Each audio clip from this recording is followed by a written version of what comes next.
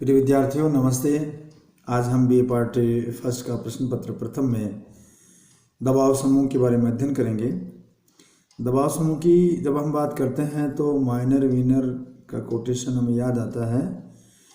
उन्होंने ये बताया कि लोकतांत्रिक संस्कृति के लिए इससे अधिक घातक और कुछ नहीं हो सकता है कि राष्ट्रहित की ऐसी अवधारणाओं को अपनाया जाए जिसमें विशेष हितों को सौदेबाजी का अवसर देने, अपनी बात कहने और राजनीतिक प्रक्रिया की नीतियों को मांगों के प्रभाव की रचनात्मक भूमिका निभाने से वंचित कर दिया गया हो। राजनीतिक दल व्यक्ति और शासन के बीच संपर्क सूत्र के रूप में कार्य कर रहे हैं, लेकिन हम बात करें 20वीं शताब्दी की बदलती हुई परिस्थितियों की, उन परिस्थितियों में आर्थिक, सामाजिक और सांस्कृतिक जीवन के जुड़े हुए हितों और गतिविधियों से बहुत अधिक विविधता की स्थिति को प्रदान कर लिया है और राजनीतिक दलों के लिए इस बात को नितांत असंभव बना दिया गया है कि वो विविध हितों का समुचित प्रतिनिधित्व कर सकें। अतः राज्य व्यवस्था के इन हितों और गतिविधियों का उत्कृष्ट प्रतिनिधित्व करने के उद्देश्य से दबाव समूह का उदय हुआ या यूं कहे विकास हुआ। राजनीतिक व्यवस्था दबाव समूह का अस्तित्व के कोई नमूने नूतन नहीं है, नए नहीं है। सदैव इस प्रकार के समाज की शासन व्यवस्था को दबाव समूह विद्यमान रहे हैं। वर्तमान दबाव समूह के प्रसंग में नवोदित तथ्य केवल यही है कि वो राजनीति में एक संस्था के रूप में कार्यरत हैं। 1908 में जब आर्थर बंटले ने एक किताब लिखी, उसका नाम है प्रोसेस ऑफ गवर्नमेंट, और उसके बाद डेविड बी ट्रूमैन ने एक किताब उनकी और आई जिसका नाम था गवर्नमेंट प्रोसेस, में इसका सुधार किया। जूनियर के ग्रंथ इस बात को सुधारा, तभी इस दबाव समूह का अध्ययन महत्वपूर्ण विषय के रूप में बना।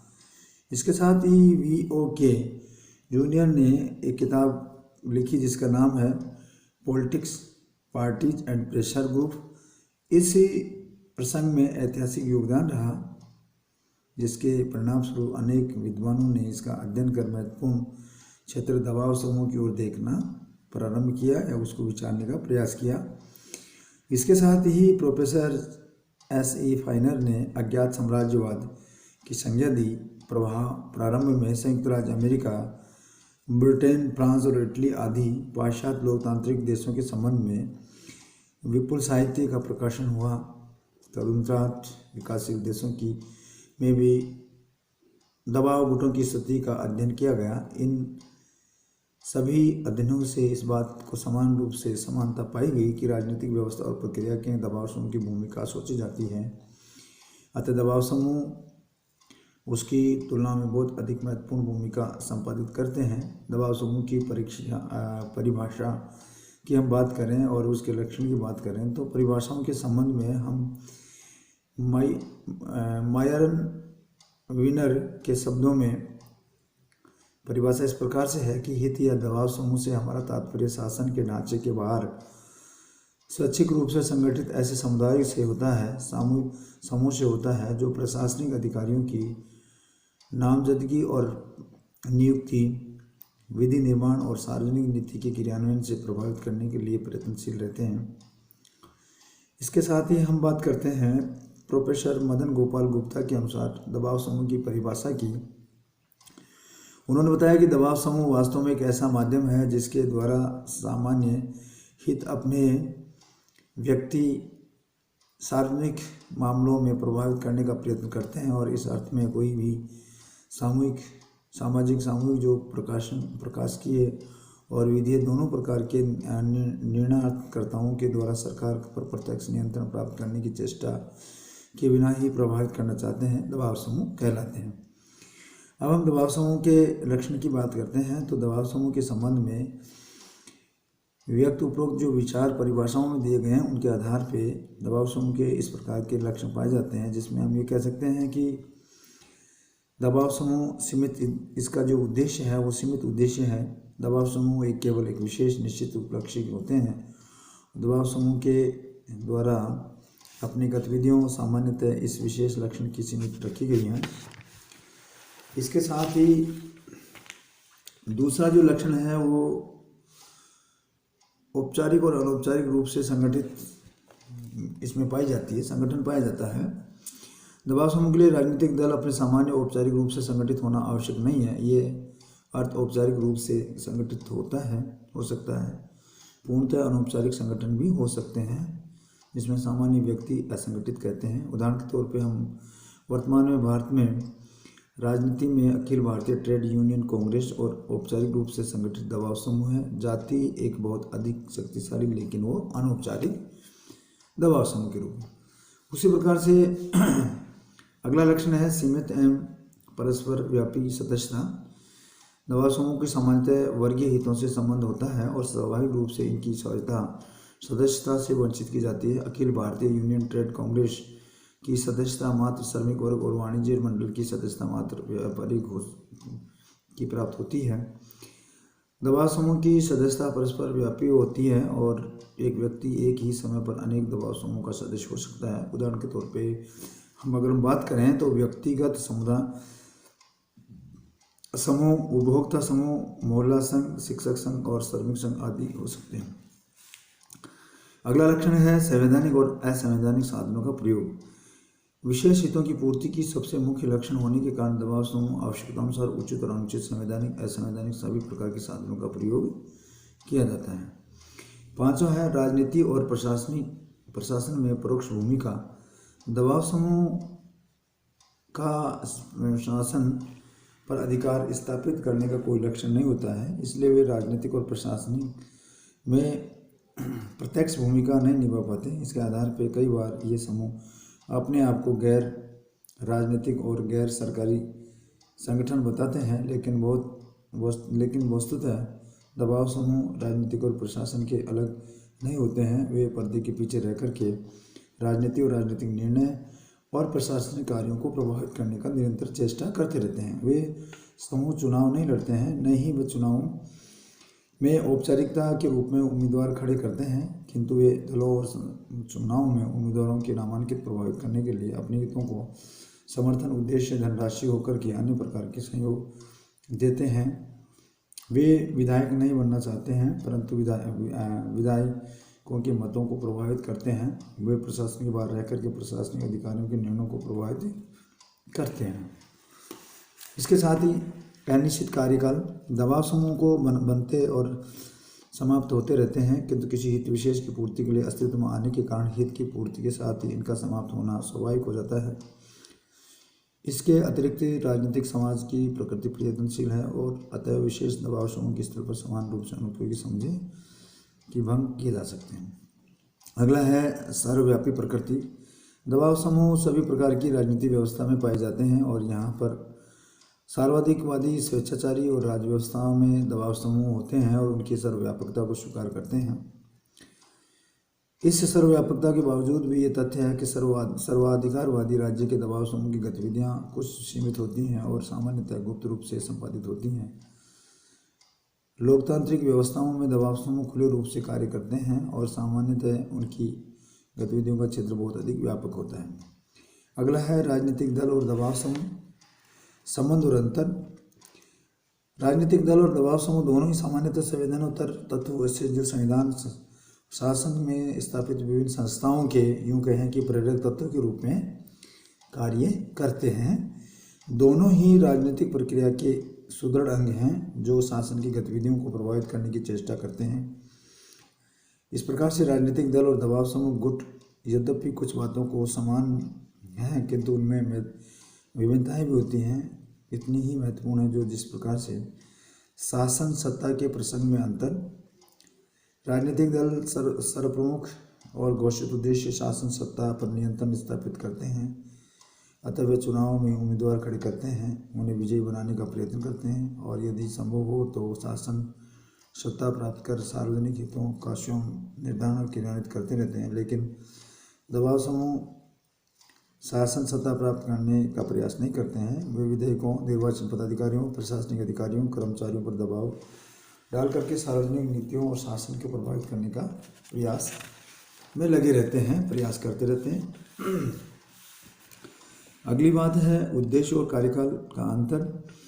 राजनीतिक दल का संबंध राष्ट्रीय हितों की सभी समस्याओं और प्रश्नों पर रहता है, अतः स्वाभाविक रूप से उनका बहुत अधिक व्यापक कार्यक्रम होता है, किंतु दबाव समूह एक विशेष वर्ग के हितों की प्रतिनिधित्व करते हैं और उनके द्वारा विशेष वर्ग के हितों के संबंध में समस्याओं पर भी अपना ध्यान केंद्रित किया करते हैं। अतः दबाव समूह की बात करते हैं तो उनके कार्यक्रम अपेक्षाकृत सीमित और संकुचित होते हैं। अगला है स्वरूप और संबंधी अंतर।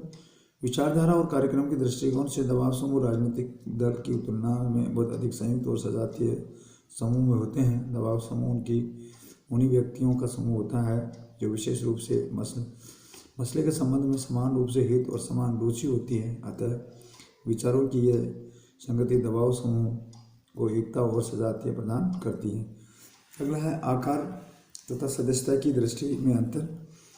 राजनीतिक दल बहुत बड़े संगठन होते हैं जो लाखों तथा भारत, अमेरिका आदि देश करोड़ों मतदाताओं का समर्थन प्राप्त करने की चेष्टा करते हैं, किंतु दबाव समूह का आकार तथा सदस्यता की दृष्टि अपेक्षाकृत छोटे होते हैं। सदस्यता की दृष्टिकोण से इनमें एक महत्वपूर्ण अंतर यह है कि दबाव समूह की सदस्यता परस्पर व्यापी होती है। एक व्यक्ति एक ही समय अपने विविध हितों के आधार पर अनेक समूह का सदस्य प्राप्त कर सकता है। उदाहरण के तौर पर एक व्यक्ति के लिए एक साथ जातिगत समूह, उपभोक्ता संघ, मोहल्ला संघ आदि श्रमिकों के साथ में कार्य करते हैं।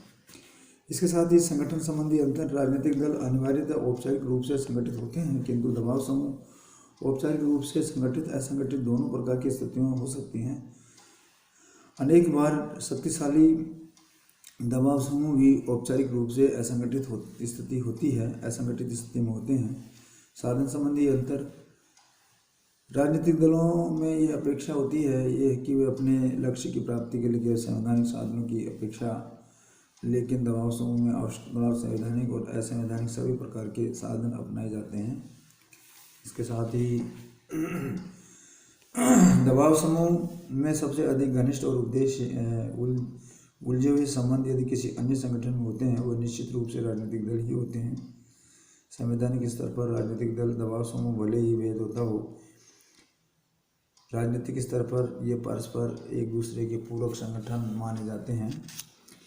राजनीतिक दल अपने आधिकारिक लोकप्रियता प्राप्त करने के उद्देश्य से श्रमिक और युवक, नारी, दलित आदि सभी वर्गीय संगठनों की रुचि लेते हैं और परोक्ष रूप से लेकिन इन वर्गीय संगठनों के महत्वपूर्ण भूमिका निभाते हैं।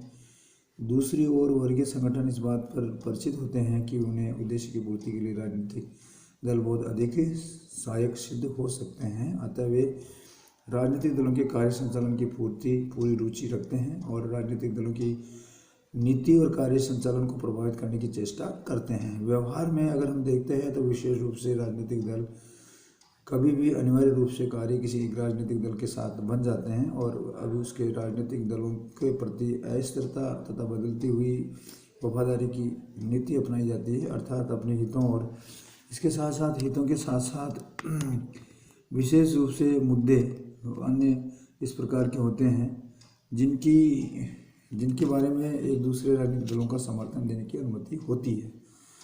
दबाव समूह और राजनीतिक दलों में आपस में संबंध एक पक्षीय है। यह है सभी को कभी तो दबाव समूह राजनीतिक दलों को जन्म देते हैं और अनेक बार राजनीतिक दल दबाव समूह को संगठन से की पहल करते हैं।